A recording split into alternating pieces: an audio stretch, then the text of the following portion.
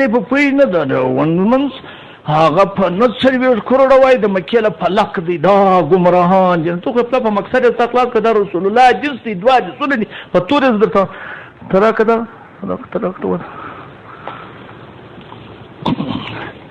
دا طالبانو دلته دغه اسو میدان دی دلته طالبان دلته درواغ نه جوړي پس بدلته نه پس بنه پر چا باندې برد نه یا غاصلی خبره وي واقعیت سره واخی دا ګور د دې سول درته وای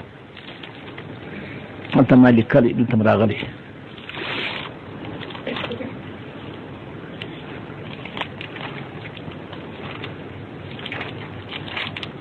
رضي الله تعالى عنهم يحدث عن رسول الله صلى الله عليه وسلم أنه قال من أرسل بنفقة في سبيل الله وأقام في بيته یو سړی روپۍ واستولې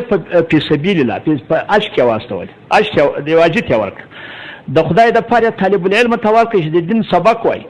ورکه جهات مجاهد چې جهات جوړه کې تبلیغ ته تبلیغ او تبلیغ ته په سبیل الله دا څلور سره د ټولم د آدم علی السلام سره تر اوسه پر دې ټول اتفاق دی دا څلور سره په سبیل الله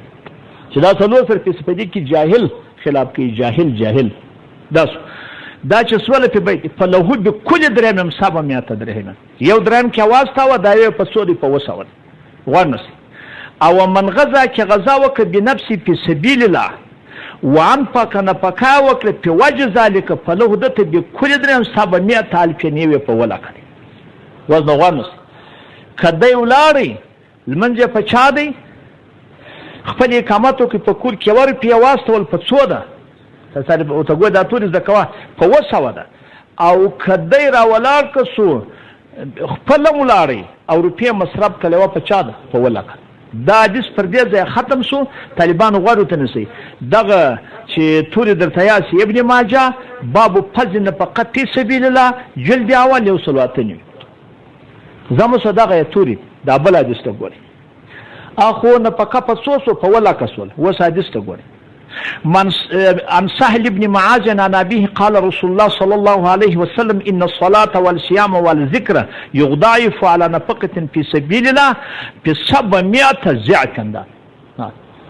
البته طالبانو دغه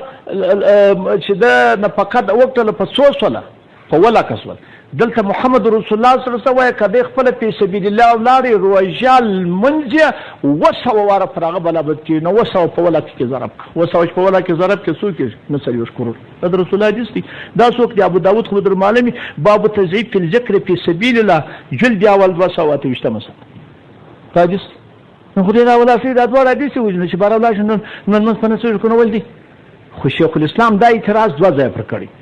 یو وای باج خاص پر تبلیغ کې دا ناروا دي کې دا طالب واجب پر طالب کې هم بد کار کوي کې واجب پر تبلیغ کې هم بد کار کوي کې واجب پر مجاهد کې هم بد کار کوي بلکې دا ټول ته ار څوک په سبیل الله دوام دغه حدیث په یو کتاب کې نه دی یو په یو کتاب کې دی بل په بل کتاب کې دی نو شیخ الاسلام وای دا دوا نو چې سره جمع کیږي کنه سره جمع کیږي په دغه کې خبره ده صد اخلاص نه دغه کې نو کې خبره استا نور په دې کې چې دا دوی وای په دې خبره نه علي په خلاص ورته ګوري هغه نه وای زری ون مذکور مخته خراب نه کاغه دغه شی وای طالب استال منظم دغه شی دی مجاهد استال منظم دغه